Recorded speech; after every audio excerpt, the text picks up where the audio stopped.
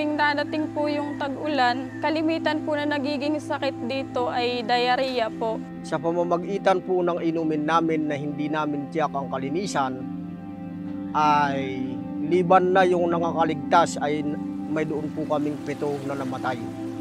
Nagkaroon po ng diarrhea outbreak po dito sa aming lugar. So may mga estudyante po kami na 1 month na sa ospital. So apektado po yung kanila pong pag-aaral. Ang pangangailangan po namin para sa malinis na tubig ay lubhang napakahalaga upang maipagpatuloy namin ang aming misyon na makapag-provide at makapagbigay ng ligtas na pook-aralan para sa aming mga katutubong mag-aaral.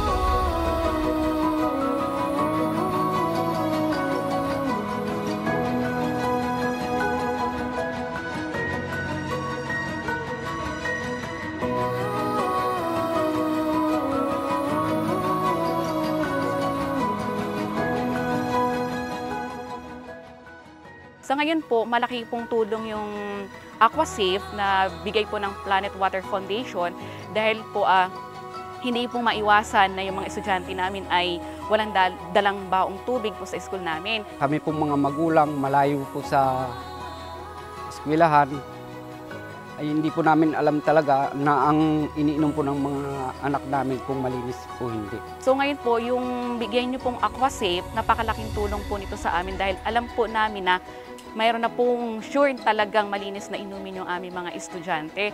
Kahit po siguro anytime silang uminom ng tubig, alam po namin na malinis po talaga yung kanilang iniinom.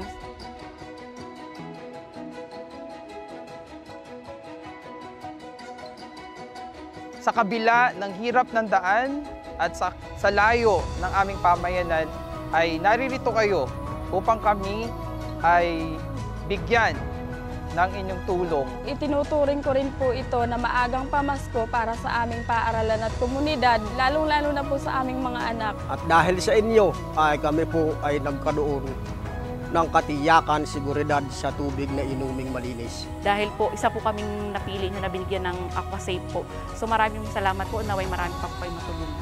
Ang buong komunidad po ay taos-pusong nagpapasalamat sa Planet Water Foundation kapagkat ngayon lang po nagkaroon sa amin ng malinis na inumin ang aming mga anak.